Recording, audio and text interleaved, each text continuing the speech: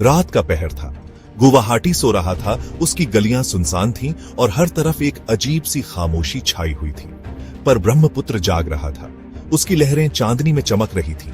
उसकी लहरों में आज बेचैनी थी, जैसे कोई अनकही कहानी कहने को बेताब हो।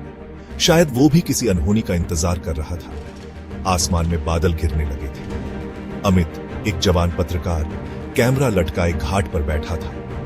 उसकी आंखों में एक अजीब सी चमक थी। ब्रह्मपुत्र के किनारे की खामोशी हमेशा उसे अपनी ओर खींचती थी। उसे यहां आकर सुकून मिलता था। आज भी वो यहां आया था, शांति की तलाश में। लेकिन आज माहौल कुछ अलग था। पर आज शांति नहीं थी। हवा में एक अजीब सी घबराहट थी। हवा में एक अजीब सी घबराहट थी। पेड़ की पत्तियां भी जैसे कुछ कहने की कोशिश कर रही थी। अमित को लगा जैसे कोई उसे देख रहा है। उसकी धड़कनें तेज हो गई। उसने पीछे मुड़कर देखा, पर वहां कोई नहीं था। सिर्फ अंधेरा और सन्नाटा था। तभी उसकी नजर घाट के एक कोने में टेढ़ी थी। वहां कुछ हलचल थी। वहां एक परछाई हिल रही थी।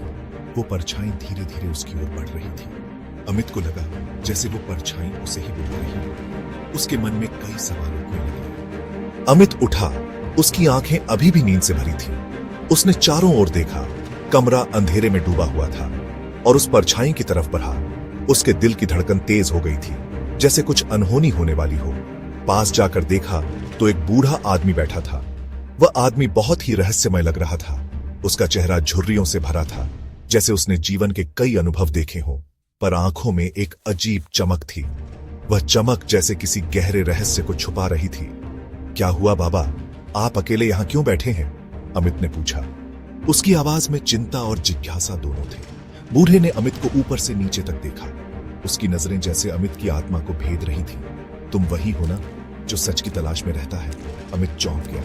उसकी आंखें चौड़ी हो गई। उसे समझ नहीं आया कि यह बूढ़ा कौन है और उसे कैसे पता कि वो एक पत्रकार है। उसने अपने दिमाग में कई सवाल उठते हुए महसूस किए। आज रात कुछ होने वाला है।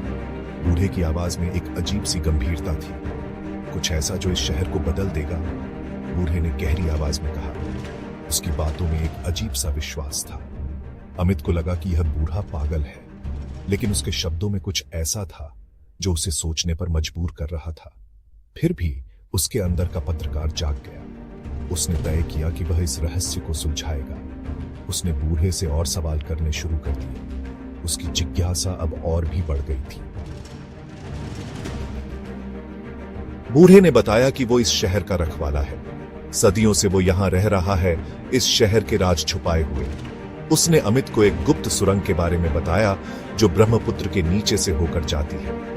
उस सुरंग में इस शहर का सबसे बड़ा रहस्य छुपा है।